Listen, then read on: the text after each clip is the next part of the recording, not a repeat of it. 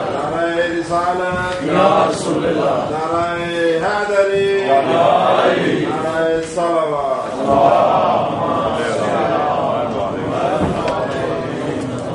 فاتحہ۔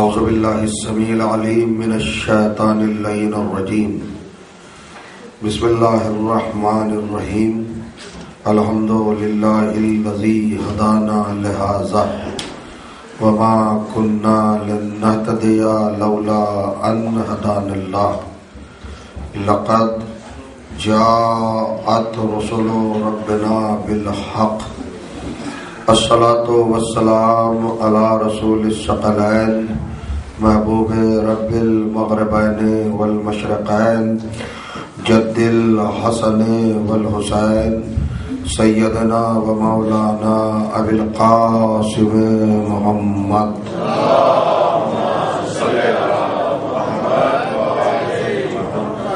فاہل بیتہ الطیبین الطاہرین المعصومین المظلومین وَأَصْحَابِهِ الْمُنْتَجَبِينَ وَلَعْنَةُ اللَّهِ عَلَىٰ أَعْدَائِهِمْ أَجْمَعِينَ مِنْ يَوْمِنَا هَٰذَا إِلَىٰ يَوْمِ الدِّينِ، أَمَّا بَعْدُ فَقَدْ قَالَ سُبْحَانَهُ وَتَعَالَىٰ، بسم اللہ الرحمن الرحیم، ثُمَّ أَوْرَثْنَا الْكِتَابَ الَّذِينَ اصْطَفَيْنَا مِنْ عِبَادِنَا فَمِنْهُمْ ظَالِمٌ لِنَفْسِهِ وَمِنْهُمْ مُقْتَصِدٌ وَمِنْهُمْ سَابِقٌ بِالْخَيْرَاتِ بِإِذْنِ اللَّهِ، ذَلِكَ هُوَ الْفَضْلُ الْكَبِيرُ۔ صلوات۔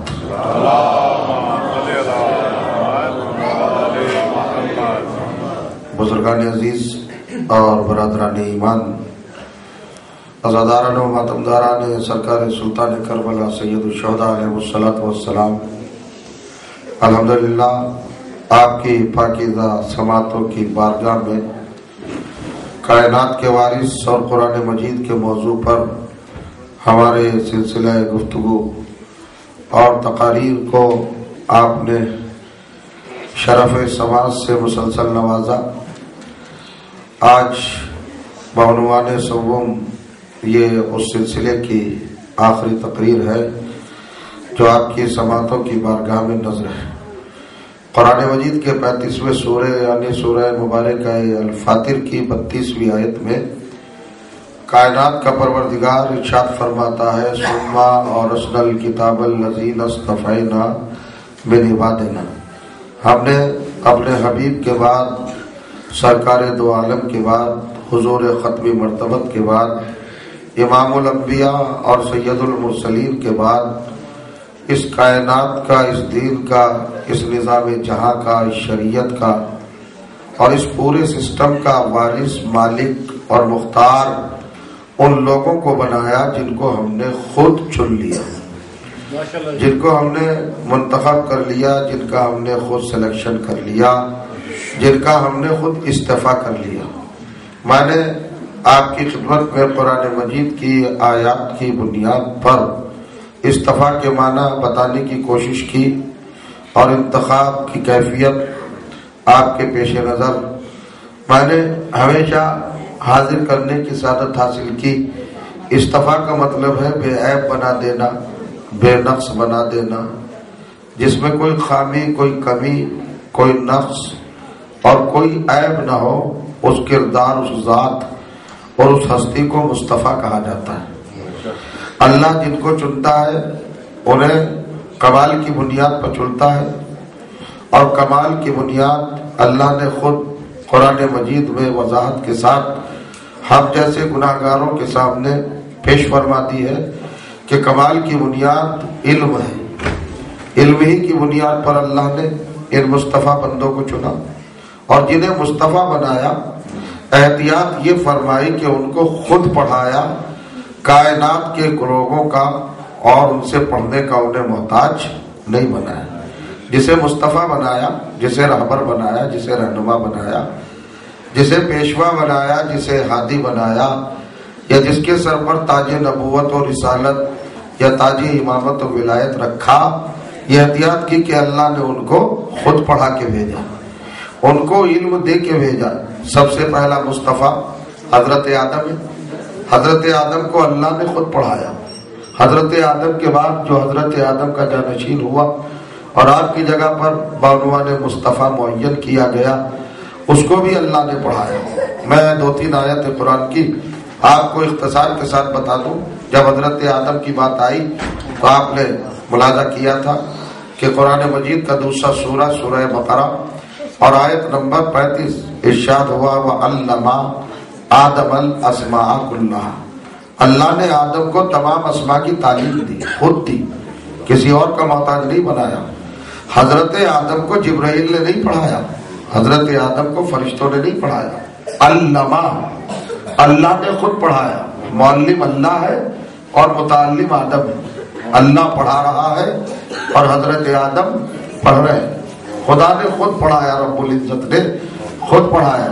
اب حضرت آدم کے بعد اور قرآن مجید میں آپ دیکھیے جناب عیسیٰ کے لیے ارشاد ہوا، سورہ مائدہ قرآن مجید کا 5واں سورہ ہے، اس کی آیت نمبر 110 اِذْ عَلَّمْتُكَ الْكِتَابَ وَالْحِکْمَةَ وَالتَّوْرَاةَ وَالْإِنْجِیلَ اِذْ عَلَّمْتُكَ، عیسیٰ کیا ہم نے آپ کو حکمت، کتاب، توریت، انجیل نہیں پڑھائی؟ علمتک متکلم ہے، اللہ کہہ رہا ہے میں نے پڑھایا۔ حالانکہ حضرت عیسیٰ بی بی مریم کے لخت جگر ہے، اور بی بی مریم بطول ہے، صدیقہ ہے، مطہرہ ہے، رضیہ ہے، زکیہ ہے، آمنہ ہے، امینہ ہے، عالمہ ہے، علیمہ ہے، مفاہمہ ہے، محدثہ ہے، بطول ہے، صدیقہ ہے، اتنی بڑی خاتون خود مصطفیہ طاہرہ یہ بی بی بدر سے پرانی۔ اگر آپ حضرت مریم کی عظمت، ان کی فضیلت اور ان کے مرتبے کو دیکھنا چاہیں تو قرآن کی آیات میں ان کے مراتب اور ان کے مدارج اللہ نے بڑی وضاحت کے ساتھ لکھے ہیں۔ مگر میں حیرت میں ہوں کہ حضرت مریم کو بھی وہ حق اللہ نے نہیں دیا جو کائنات کی ہر ماں کو ہے۔ عیسائی ماں اپنے بیٹے کو عیسائی مذہب پڑھاتی ہے، ہندو ماں اپنے بیٹے کو ہندو مذہب پڑھاتی ہے، مسلمان ماں اپنے بیٹے کو مسلمان مذہب پڑھاتی ہے، اسلام مذہب پڑھاتی ہے، یہودی ماں اپنے بیٹے کو یہودیت کی تعلیم دیتی ہے۔ غور کر رہے ہیں آپ؟ زرتشتی ماں اپنے بیٹے کو زرتشتی علم دیتی ہے۔ جس مذہب کی ماں ہوتی ہے وہ اپنے بچے کو پڑھاتی ہے، اور یہ ماں کا ذاتی حق ہے، پرسنل رائٹ ہے، یہ اس کا نیچرل رائٹ ہے، فطری حق ہے۔ کسی ماں کو نہیں روکا جاتا پڑھانے سے، مگر اتنی بڑی ماں جو کائنات میں منفرد ہے، اور ایسی ماں، ایسی عظیم ترین ماں جس کو مریم ہونے کا شرف حاصل ہے، اللہ نے اس ماں کو بھی یہ حق نہیں دیا کہ حضرت عیسیٰ کو پڑھائے۔ خود کہا علمتک، میں نے پڑھایا، مریم نے نہیں پڑھایا۔ یہ نہیں کہا علمتک امک، تمہاری ماں نے تمہیں پڑھایا، بلکہ یہ کہا علمتک، میں نے تمہیں پڑھایا۔ تو اب سمجھ لیجیے بات، اب تو قرآن میں وضاحت کے ساتھ اللہ نے لکھ دیا کہ اللہ جن کو مصطفیٰ بناتا ہے، جنہیں ہادی بناتا ہے، جنہیں رہبر بناتا ہے، اس کو ماں کو پڑھانے کا بھی حق نہیں ہوتا۔ توجہ چاہ رہا ہوں۔ تو جب ہادی کو ماں کو پڑھانے کا حق نہیں ہے تو جو بیٹیوں سے مسئلے پوچھے وہ ہادی کیسے بنے؟ یہ مختصر سی بات ہے، مگر ہماری بات تمام ہو جائے، اختتام کو پہنچ جائے اور آپ کے سامنے وضاحت ہو جائے۔ حضرت عیسیٰ کو ماں نے نہیں پڑھایا، آدم کو کس نے پڑھایا؟ اللہ نے پڑھایا۔ بھائی چلیے، آدم تو پہلے انسان تھے، پہلے بشر تھے، پہلے ابو البشر تھے، کوئی اور تھا نہیں پڑھانے والا، چلو اللہ نے پڑھا دیا، مجبوری تھی آدم کی۔ مگر عیسیٰ کی تو ماں موجود ہے، مریم نے کیوں نہیں پڑھایا؟ اور آگے بڑھیے اور دیکھیے، جناب یوسف پیغمبر ہے، نبی ہے، رسول ہے، یعقوب جیسے پیغمبر کے بیٹے ہیں، باپ بھی پیغمبر، خود بھی پیغمبر، باپ بھی معصوم، خود بھی معصوم، باپ بھی عالم، خود بھی عالم۔ اب کیا کمی ہے بتائیے مجھے؟ دو طرفہ علم ہے، باپ بھی عالم صاحب علم اور بیٹا بھی۔ مگر قرآن مجید سورہ یوسف 12واں سورہ اور آیت نمبر 102 ارشاد ہوا، خود حضرت یوسف نے بیان دیا، رب قد آتیتنی من الملک وعلمتنی من الکتاب، پروردگار تو نے مجھے ملک عطا فرمایا اور تو نے مجھے تعویل احادیث کی تعلیم دی. اور جو چاہ رہا ہوں تو نے پڑھایا. علمتنی، تو نے پڑھایا. یہ نہیں کہا مجھے میرے باپ نے پڑھایا، بلکہ کہا تو نے مجھے پڑھایا. تو جو رہبر بنتا ہے اسے نہ ماں پڑھاتی ہے، نہ باپ پڑھاتا ہے، نہ دنیا کا کوئی انسان پڑھاتا ہے، اللہ خود پڑھاتا ہے. اور جو کریں گے آپ اور بڑھیے. جناب موسیٰ اور جناب یوشع کا واقعہ تو آپ نے سنا ہوگا. یوشع بن نون جب یہ دونوں حضرات چلے ہیں مجمع بحرین پر ایک جگہ پہ ایک عالم سے ملنے کے لیے، تو اللہ کہتا ہے سورہ کہف قرآن مجید کا 18واں سورہ اور غالباً 68ویں آیت ہے، ارشاد ہوا وَوَجَدَ عَبْدًا مِنْ عِبَادِنَا. توجہ کیجئے گا، عَلَّمْنَاهُ مِن لَّدُنَّا عِلْمًا. یہ دونوں موسیٰ اور یوشع ہمارے ایک بندے سے ملے جس کو ہم نے خود پڑھایا تھا. اور کریں گے آپ، یہ حضرت خضر کی بات ہے. حضرت خضر کو اللہ نے پڑھایا تھا، انہیں کے پاس پہنچے تھے حضرت موسیٰ اور حضرت یوشع. یہ بھی ایک بحث کے موضوع کی بات ہے، مگر اس وقت تو میرے پاس نہیں ہے اتنی وضاحت کے لیے وقت کہ میں آپ کے سامنے پوری ڈیٹیل سے بیان کروں. تو اللہ نے جس نبی کا ذکر کیا، جس رسول کا ذکر کیا، جس پیغمبر کا ذکر کیا، اس کے لیے احتیاط کے ساتھ اتنا فرمایا کہ میں نے پڑھایا. اب طے ہو گئی بات.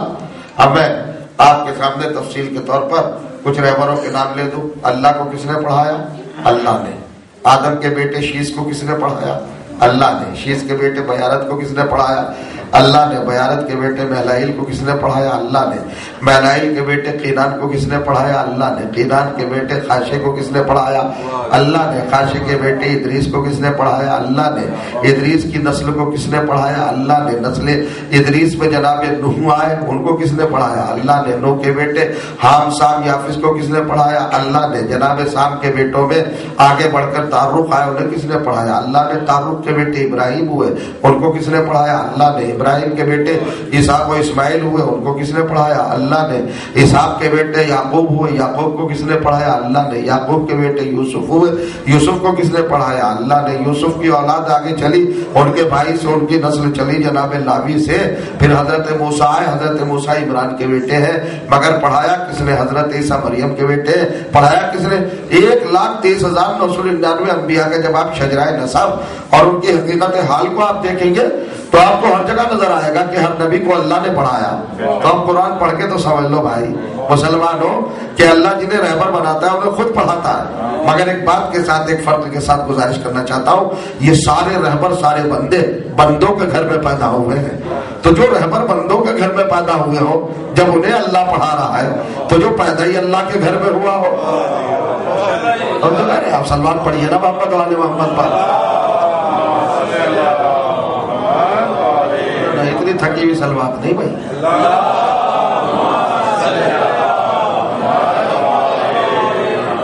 سارے نبیوں کو، سارے رہبروں کو، سارے ہادیوں کو، سارے رہنماؤں کو، سارے پیشواؤں کو اور سارے رسولوں کو اللہ نے پڑھایا. اور یہ طے ہے، بالکل یہ ریالٹی ہے، سچائی ہے، آنےسٹی ہے، بالکل اپنی جگہ پر ایمانداری کہ ہر نبی اپنے باپ کے گھر پیدا ہوا، اپنی ماں کے گھر پیدا ہوا، اپنے خاندان میں پیدا ہوا. اللہ کے گھر تو کوئی پیدا نہیں ہوا، ایک ہی ہوا ہے اللہ کے گھر پیدا. اور کریا اور وہ ہے میرا مولا. تو جب اللہ کی سنت جاریہ یہ ہے حضور کہ وہ اپنے رہبروں کو خود پڑھاتا ہے، چاہے بندوں کے گھر میں پیدا ہو. تو جس کو اپنے گھر میں پیدا کر رہا ہے اسے غیر اللہ تھوڑی پڑھائے گا، اسے بھی تو اللہ پڑھائے گا. تو اب دونوں کی پڑھائی میں فرق ہونا چاہیے نا. جو بندوں کے گھر پیدا ہوئے انہیں بھی اللہ نے پڑھایا، اور جو اللہ کے گھر پیدا ہوا اسے بھی اللہ نے پڑھایا. تو دونوں میں فرق ہونا چاہیے نا. اب فرق کیا ہو؟ تو اب فرق دیکھیے آپ سورہ انبیاء 21واں سورہ ہے قرآن مجید کا، اور غالباً آیت نمبر 79 ہے. اس کے اندر خود نبیوں نے کہا، توجہ کیجئے گا، اور اللہ نے ارشاد فرمایا ان کے لیے، اور کریں گے آپ، کمال ہے. وَآتَيْنَا كُلًّا حُكْمًا وَعِلْمًا. ہم نے ہر نبی کو تھوڑا تھوڑا علم دیا، تھوڑا تھوڑا، نہیں سمجھ رہے آپ، تھوڑا تھوڑا اقتدار دیا. حکمن و علم. دیکھیے عالم دین بیٹھے ہیں، آپ ان سے پوچھئے گا، ان سے سند لے لیجئے گا، آپ ان سے تصدیق کر لیجئے گا میں جو عرض کر رہا ہوں. کیا کہا؟ حکمن و علم. حکمن بھی نکرا ہے اور علمن بھی نکرا ہے، مفعول حال واقع ہو رہا ہے. یہ قلت پر، تقلیل پر دلالت کرتا ہے. ہم نے ہر نبی کو تھوڑا تھوڑا اقتدار دیا اور تھوڑا تھوڑا علم دیا. یہ ہے کمال خدا. اب اس سے بہتر تو نہیں بتا سکتا نا. جن کو بندوں کے گھر پیدا کیا تھا انہیں خود پڑھایا مگر کہا کہ تھوڑا تھوڑا علم دیا. لیکن جسے اپنے گھر میں پیدا کیا، سورہ یاسین 36واں سورہ 12ویں آیت، اس کے لیے ارشاد فرمایا وَكُلَّ شَيْءٍ أَحْصَيْنَاهُ فِي إِمَامٍ مُبِينٍ. جس کو میں نے اپنے گھر میں پیدا کیا اسے کل کا کل علم دے دیا. جو بندوں کے گھر پیدا ہوئے انہیں تھوڑا تھوڑا علم، اور جو اللہ کے گھر پیدا ہوا اس کے لیے کل. اب کل میں اور جز میں تو سمجھ گئے ہوں گے نا. حکمن و علمن کا مطلب ہے تھوڑا تھوڑا. اچھا یہ بھی یاد رہیے کہ آپ پریشان نہ ہو جائیے گا. اللہ کہہ رہا ہے تھوڑا تھوڑا، یہ اللہ کا تھوڑا ہے، ملا کا تھوڑا نہیں. اللہ کہہ رہا ہے یہ اللہ کی ذات، وہ بے نیاز، وہ قادر مطلق، وہ علی کل شیء قدیر، پاک پروردگار، بے عیب، سبحان. اور کریں گے آپ جس کی توحید پہ ایمان رکھنا، جس کی وحدت پہ یقین رکھنا، اور جس کی ذات گرامی پر قدرت کے حوالے سے اعتقاد رکھنا واجب ہے. وہ کہہ رہا ہے کہ میں نے سب نبیوں کو تھوڑا تھوڑا پڑھایا، لیکن جو میرے گھر میں پیدا ہوا میرا ولی، میں نے اس کو کل کا کل علم دے دیا. بھئی کل شیء ایسا کیا ہے؟ کل شیء کا مطلب ہے ایوری تھنگ، ہر چیز. تو کسے دی ہے ہر چیز؟ کون پیدا ہوا ہے اللہ کے گھر میں؟ اس کا ٹائٹل کیا بتایا؟ امام مبین. کل شیء احصیناہ فی امام مبین. ہم نے ہر چیز کا احصاء، ہر چیز کا شمار، ہر چیز کو فیڈ کر دیا. کہاں؟ امام مبین میں. یہ امام مبین کون ہے؟ ہم اور آپ عقیدے میں کہتے ہیں علی ہے، اللہ تو امام المبین کہہ رہا ہے. امام مبین موصوف صفت ایک ٹیکنیکل ٹرم بنائی ہے قرآن کی، آپ نے اس کا ترجمہ کر دیا علی. علی کیوں ترجمہ کر رہے ہیں بھائی؟ امام مبین کا ترجمہ کس لغت میں علی ہے. آپ محبت میں کہہ رہے ہیں، عقیدت میں کہہ رہے ہیں، عشق میں کہہ رہے ہیں، الفت میں کہہ رہے ہیں، پیار میں کہہ رہے ہیں. آپ کا تو دل ملا ہوا ہے مولا سے، آپ تو عاشق ہیں، آپ تو چاہنے والے ہیں. جو بھی کمال آپ کو نظر آیا آپ نے فوراً کہا میرے مولا ہے. یہ بھی ایک ایمان کی علامت ہے.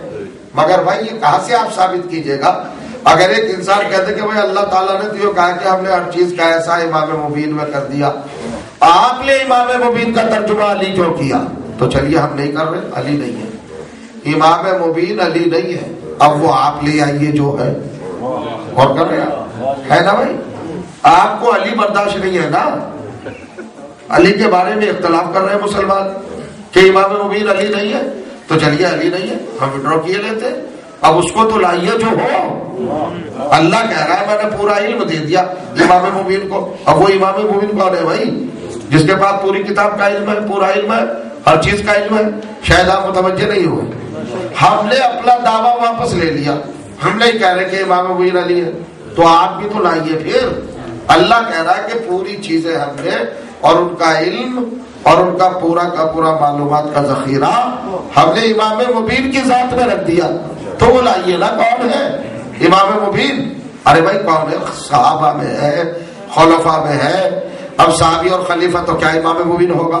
اب میں چیلنج کرنے جا رہا ہوں، آدم بھی امام مبین نہیں، نوح بھی امام مبین نہیں. دیکھو یہ نواقی مجلس ہے مگر بہت بڑی بات کہنے جا رہا ہوں. نہ آدم امام مبین، نہ نوح امام مبین، نہ ابراہیم امام مبین. 1,23,999 انبیاء بھی امام مبین نہیں ہے. میں منبر سے کہہ رہا ہوں اگر کوئی ان میں سے کسی کو امام مبین ثابت کر دے تو میں مذہب بدل دوں گا. حضرت آدم عالم ہے مگر امام مبین نہیں ہے. اور جو چاہ رہا ہوں حضرت عالم نے ڈگری بیان کی، حضرت آدم نے. حضرت آدم کو اسماء کا علم دیا گیا، حضرت عیسیٰ کو توریت اور کتاب اور انجیل کا علم دیا گیا اور حکمت کا علم دیا گیا. حضرت یوسف کو تاویل حدیث کا علم دیا گیا. اور جناب سارے نبیوں کو، سارے پیغمبروں کو تھوڑا تھوڑا اقتدار اور تھوڑا تھوڑا علم دیا گیا. لیکن جب کل بات ہو رہی ہے پورا کا پورا، تمام کا تمام، جس کو اللہ نے علم دیا اس کو کہا امام مبین. تو کون ہے وہ بھائی؟ کوئی تو ہوگا. اپنے چہیتوں کو لاؤ، ان میں سے کوئی ہوگا. اب کوئی نہیں مل رہا. اللہ نے تو کہیں رکھ دیا نا علم، اور وہ ہے امام مبین. تو امام مبین کوئی وجود تو ہے تو بتاؤ نا. علی کو نہ مانو، ہمیں کوئی پرواہ نہیں ہے، مگر بتاؤ وہ کون ہے امام مبین. اب کائنات میں تلاش کر لو. اب میں کہہ رہا ہوں، چیلنج کر رہا ہوں، علی کے علاوہ اگر کوئی کسی کو امام مبین ثابت کر دے تو میں مذہب سے ہاتھ اٹھا لوں گا، میں اپنا مذہب چھوڑ کے اس کا مذہب اختیار کر لوں گا. علی کے علاوہ امام مبین کوئی ہے ہی نہیں. آدم سے لے کے عیسیٰ تک بھی صحابہ کی بات جانے دو، خلفاء کی بات جانے دو، کلمہ گویوں کی بات جانے دو، تابعین کی بات جانے دو. ارے بھیا نبیوں میں نہیں ہے، رسولوں میں نہیں ہے، پیغمبروں میں نہیں ہے. کوئی امام میں کوئی آپ کہیں گے اتنا بڑا دعویٰ کر رہے ہیں ممبر سے؟ جی ہاں کر رہا ہوں. آدم سے لے کے عیسیٰ تک اگر کسی نے یہ دعویٰ کیا ہو کہ سلونی سلونی،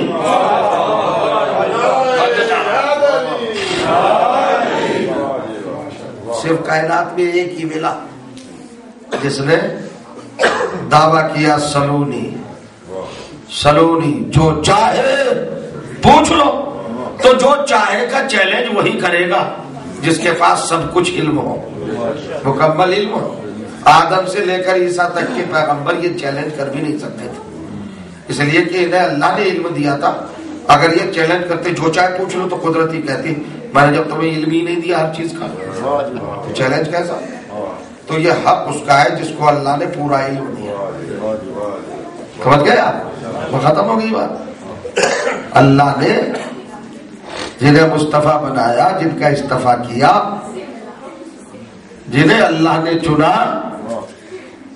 ان کو اللہ نے علم کی مسند پر بٹھایا، اور یہ علم کا سلسلہ چلتا رہا. غور کریے گا، اس گھرانے کے وہ لوگ جو بظاہر منصب پہ نبی نہیں ہے، جنہیں امامت نہیں ملی، رسالت نہیں ملی، جن کو خلافت و ولایت نہیں ملی، وہ افراد بھی جو اہل بیت سے متعلق تھے، کوئی عہدہ نہیں، مگر وہ بھی علم سے خالی نہیں تھے. اور جو چاہ رہا ہوں، جب شام غریبہ خیمے جلنے لگے اور بی بی نے فرمایا بھائی بیٹے سید سجاد، ہم خیموں میں رہے، بھڑکتے ہوئے شعلوں کے اندر، بھڑکتے ہوئے شعلوں کے درمیان رہے، یا نکل کے جان بچا لیں؟ تو حضرت سید سجاد نے فتویٰ نہیں دیا، حکم نہیں دیا، بلکہ جناب زینب کا تعارف کرایا. ایک جملہ کہا، انت عالمت و غیر المعلمہ، آپ تو ایسی پڑھی ہوئی ہے جن کو دنیا میں کسی نے نہیں پڑھایا، براہ راست اللہ نے آپ کو علم دیا ہے. تو جو چاہ رہا ہوں، تو جو امامت کی محافظ، جو حجت الہی کی محافظ، جو رہبران الہی کی محافظ بی بی تھی، بظاہر امام نہیں ہے، نبی نہیں ہے، ولی نہیں ہے، خلیفہ نہیں ہے، مگر علم کا کیا کمال کہ اللہ نے ان کو پڑھایا. عالم ہے غیر معلمہ، ان کی کوئی معلمہ نہیں ہے. حضرت زینب کو کسی نے نہیں پڑھایا. بس یہ ہے، اس گھرانے کی ہر فرد اللہ کی طرف سے علم رکھتی ہے، اللہ کی طرف سے فضل و کمال رکھتی ہے. تو سوچو، جو امام نہیں، جو رسول نہیں، جو نبی نہیں، جو ولی نہیں، جو خلیفہ نہیں، جب اس کا عالم اور اس کی شان یہ ہے کہ اللہ نے خود اس کو پڑھایا، تو سوچئے اس گھر میں جو امام ہے، جو نبی ہے، جو رسول ہے، جو ولی ہے، جو خلفاء الہی ہے، ان کا علم کس پیمانے کا ہوگا، کس منزل پہ ہوگا، کس بلندی پہ ہوگا. اور ان کے ایمان کا کمال یہ ہے، اور علم کا کمال یہ ہے کہ ہم سے مسئلہ پوچھو گے، سوتے میں نہیں بتاؤں گا، مرنے کے بعد نہیں بتاؤں گا، قتل ہونے کے بعد نہیں بتاؤں گا. میرا علم میرے ساتھ ہے بشرط حیات، جب تک میں زندہ ہوں علم ہے. توجہ چاہ رہا ہوں. اور اگر میرا مرڈر ہو جائے، قتل ہو جائے، میری گردن کٹ جائے، تو میرا علم بھی گیا، میں بھی گیا. لیکن جنہیں اللہ نے پڑھا کے بھیجا ہے، دشمنوں نے ان کی گردن کاٹ دی اور سر کو نیزے پہ چڑھا دیا، مگر سر قرآن پڑھتا رہا، علم بانٹتا رہا، علم کا اجالا پھیلاتا رہا. بس عزیزوں، بہت زیادہ دیر تک نہیں پڑھنا، مجھے جانا بھی ہے. تو یہ چیزیں یاد رکھنے کی ہے. ہمارے رہبر، ہمارے ہادی اور کائنات کے مالک اور وارث اور اس جہاں کے مختار نگراں صاحبان اقتدار، ہمارے ائمہ اہل بیت جو اللہ کے نائب ہیں زمین پر، وہ اللہ کی صفات کے مظہر ہے، اللہ کے کمال کے مظہر ہے.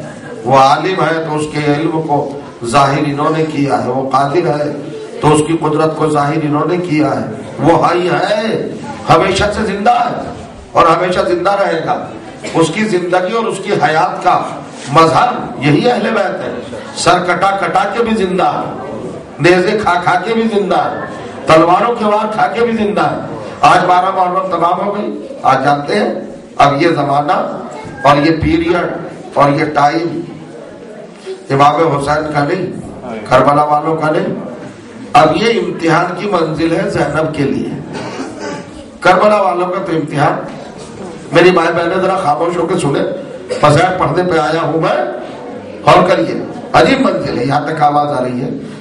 تو یہ سننے کی بات ہے 12 محرم عصر عاشور کے بعد شہدائے کربلا 72 گھنٹے کی بھوک اور پیاس اور مصائب و شدائد برداشت کرنے کے بعد اللہ کی بارگاہ میں پہنچ گئے. آخر قتل ہونے والے میرے اور آپ کے امام مظلوم سرکار سید الشہداء امام حسین تھے. امام حسین کے بعد خیام میں آگ لگی, سیدانیوں کے ہاتھوں میں رسن بندھی, گوشوارے چھینے گئے. سمجھے آپ؟ آل محمد کو یعنی نبی زادیوں کو, سیدانیوں کو مقید کر لیا گیا, اور مقید کرنے کے بعد اب سیدانیوں کے اوپر جو ظلم کا دور شروع ہوا ہے اور جو ستم ہوا ہے اور جو مصائب ڈھائے گئے وہ عجیب ہے. آج زینب کوفے میں ہے. کوفے میں جانتے ہو کوفہ کیا ہے؟ کوفے میں سن 40 ہجری میں میرے مولا کی حکومت تھی. علی بادشاہ اسلام تھے. میں مصائب نہیں پڑھوں گا, بالکل مصائب نہیں آپ کو سناؤں گا, بس ایک رخ آپ کو سنانا چاہتا ہوں. سن 40 ہجری میں حضرت علی خلیفۃ المسلمین تھے. سارے مسلمانوں نے حضرت علی کی بیعت کی تھی بلا اختلاف. حضرت علی خلیفۃ المسلمین. کیپٹل دارالسلطنت راجدھانی کہاں تھی؟ کوفہ. حضرت علی کوفے میں تھے. اور بادشاہ اسلام تو تھے, مگر قوت پروردگار بھی تو ہے, شاہ مردہ بھی تو ہے, شیر یزدہ بھی تو ہے, باب مدینۃ العلم بھی تو ہے, فاتح خیبر بھی تو ہے, شجاع بھی تو ہے, فتح بھی تو ہے. یہ ساری باتیں اپنی جگہ پر. حضرت علی کے 18 بیٹے, اور 18 بیٹے کیسے؟ حسن, حسین, محمد حنفیہ, عباس, جعفر, عبداللہ, عثمان اور محمد, طالب, یہ سب آپ کے بیٹے ہیں. حضرت علی کے 18 بیٹے ہیں. حضرت علی بادشاہ اسلام, اور بیٹے کتنے؟ 18. ارے بھائی آپ نے پتہ نہیں سوچا کہ نہیں سوچا, اگر اجازت ہو تو لفظ بدل دوں. علی کے 18 بیٹے کہوں کہ زینب کے 18 بھائی. سوچیے آپ, زینب بے وارث تھوڑی ہے, 18 بھائی, اور کیسے کیسے بھائی, اللہ اکبر. حضرت عباس پوری کائنات کے برابر طاقت رکھتے تھے. پورا لشکر دہلا ہوا تھا, سہما ہوا تھا. یزید کا لشکر ڈرا ہوا تھا. حضرت عباس کو حسین سے توڑنے کی سازشیں ہو رہی تھی. حضرت عباس کا بڑا رول تھا. تو 18 بیٹے تھے حضرت علی کے, یعنی جناب زینب کے 18 بھائی. بس اب یاد کر لیں آپ, سن 40 ہجری علی خلیفۃ المسلمین, بادشاہ اسلام, علی کے 18 بیٹے. 18 بیٹے مولا کی بارگاہ میں گاہے گاہے کبھی کبھی آتے تھے جب ان کو اپنی شہزادی یاد آتی تھی. چونکہ حضرت زینب کوفے میں نہیں تھی, حضرت زینب مدینے میں تھی اپنے شوہر جناب عبداللہ کے ساتھ. غور کریں آپ, جب کبھی جناب عباس کے دل میں تمنا نے انگڑائی لی, جب کبھی حسن کو بہن یاد آئی, جب کبھی حسین کو شہزادی یاد آئی, جب کبھی بھائیوں کو بہن کی یاد میں تڑپ آیا, تو 18 کے 18 بھائی مولا کی خدمت میں. آل جمال کا آقا, مولا, بابا, ہمیں شہزادی یاد آ رہی ہے, ثانیہ زہرا یاد آ رہی ہے. تو میرا مولا مسکرا کے ارشاد فرماتا کہ تم صاحب اختیار ہو, مدینہ کتنی دور ہے, جاؤ شہزادی کو لے آؤ. روایات میں لکھا ہے کہ 18 کے 18 بھائی, یا ان میں سے کچھ بھائی کوفے میں رہ جاتے تھے اور کچھ جاتے تھے مدینے, اور جناب زینب کو لے کے آتے تھے. تو جب لاتے تھے حضرت زینب کے لیے, جب لانے میں یہ لوگ ہوتے تھے شریک, تو سرخیل حضرت عباس ہوتے تھے. جب زینب کی سواری کوفے کے قریب آتی تھی نا, تو حضرت عباس کوفے کی فصیل پر, دیوار پر کھڑے ہو کر بآواز بلند شیرانہ لہجے میں کہتے تھے, اہل کوفہ گھروں کے باہر نہ نکلنا, علی کی بیٹی آ رہی ہے, فاطمہ کی لفتے جگر آ رہی ہے, زینب اولیاء مقام کوفے میں قدم رنجا فرما رہی ہے, شہزادی آ رہی ہے, ثانیہ زہرا آ رہی ہے. اب بھی کیا میں مسائل پڑھوں, اب تو آپ کو سوچ کے رو لینا چاہیے تھا. ارے اب تو سب کچھ ہو چکا, کربلا ہو چکی, حسین شہید ہو چکے, خیموں میں آگ لگ چکی, سکینہ اسیر ہو چکی, بندے چھل چکے, کانوں کی لبیں زخمی ہو چکی, تازیانے لگ چکے, نیزوں کی انیوں سے زخم دے دیے گئے, بدن کو جگہ جگہ سے زخمی کر دیا گیا, سیدانیوں کے زیورات اتار لیے گئے, سید سجاد کے ہاتھوں میں ہتھکڑیاں, پاؤں میں بیڑیاں, گلے میں خاندان قوم اور کمر میں لنگر. اب کیا باقی رہ گیا بھائی رونے کے لیے؟ جو کچھ تھا رونے کے لیے وہ بھی آ گیا کہ شہزادی زینب جب آتی تھی بابا کے دور میں مدینے سے کوفے میں, تو حضرت عباس کہتے تھے اپنی بلند آواز سے, روبدار آواز سے, گرجدار آواز سے, اہل کوفہ خبردار باہر نہ نکلنا, زینب آ رہی ہے. تو 12 محرم سن 61 ہجری کو 21 سال کے بعد یہ قیامت کا منظر ہوا کہ پہلے 18 سال کا جو 20 سال پہلے جو عباس کہہ رہے تھے کوفے والوں گھروں میں چلے جاؤ, زینب آ رہی ہے, لیکن جب آج 61 ہجری میں زینب کوفے میں آئی ہے تو منادی ندا کر رہا تھا, اے کوفے والوں آؤ باہر نکل کے آؤ, زینب آ رہی ہے, عباس کی بہن, علی کی بیٹی, اہل بیت کی عزت, اہل بیت کی آبرو, حسین کی بہن زینب آ رہی ہے, آؤ تماشا دیکھنے والوں گھروں سے باہر نکل کے آؤ. ارے زینب سر جھکائے ہوئے, سید سجاد ہتھکڑیاں تھامے ہوئے, بس ایک ہی نوحاتہ زبان پر سر عباس کو دیکھتے تھے اور کہتے تھے چچا 21 سال پہلے یہ عالم تھا کہ کوفے کا کوئی انسان پھوپھی کی آمد پر گھر کے باہر نہیں نکلتا تھا. آج منادی کو یہ حق ہے کہ وہ منادی کر رہا ہے, یہ جرأت کہ آؤ تماشا دیکھو, پھوپھیاں بے ردا ہے, شیطانیاں بے مقنا ہے, سیعلم الذین ظلموا ایام منقلب ينقلبون على لعنة الله وعلى القوم الظالمين. ربنا تقبل منا انك انت السميع العليم. الہی بحق الزہراء وابیہا وبالہا وبنیہا والسر المستودع علیہ الصلاۃ والسلام. رب کریم تجھے ذکر عظیم کا واسطہ ہمارے گناہ صغیرہ کبیرہ معاف فرما. معبود ہماری مسلسل عبادات کو قبول فرما, ہماری عزاداری, ہمارا ماتم, ہماری نوخانی, ہماری پرسداری اور ہمارے خون کے نذرانے کو پروردگار قبول فرما. حضرت حجت کو ہم سے راضی اور خوشنود رکھ, اہل بیت کو ہم سے راضی برضا رکھ, ہمیں نیک اعمال کرنے کی مسلسل توفیق عطا فرما. پروردگار ہم کو ادب, تہذیب, اخلاق اور کردار کے حوالے سے اس کائنات میں منفرد قرار دے. ہمارے علماء حق کا سایہ ہمارے سروں پہ قائم رکھ. اہل بیت کے چاہنے والے عزادار دنیا میں جا کہیں بھی ہے ان کی حفاظت فرما. پروردگار جو مسافرت میں ہے, جو سفر پہ ہے, ان کو ان کے وطن خیریت کے ساتھ پروردگار ان کے بچوں سے ملانے کی توفیق عطا فرما. وہ تجھے واسطہ محمد والے محمد کا ہماری قوم میں جو مرحوم ہو چکے ہیں ان کو جوار اہل بیت علیہ السلام میں اعلی مقام کرامت فرما, اور جو زندہ ہے ان کو اپنی رحمت کے حصار میں زندہ و سلامت رکھ. آخر میں آپ حضرات کا تہ دل سے شکریہ ادا کرتا ہوں کہ میں نے آپ نے 11 دن تک 12 دن تک میری کجمن بیانی کو مسلسل شرف سماعت عطا فرمایا. جو کچھ کوتاہیاں, جو کچھ خامیاں اور جو کچھ آپ کی خدمت میں مجھ سے غلطیاں ہو گئی ہوں انہیں بحال فرمائیے گا, معاف فرمائیے گا.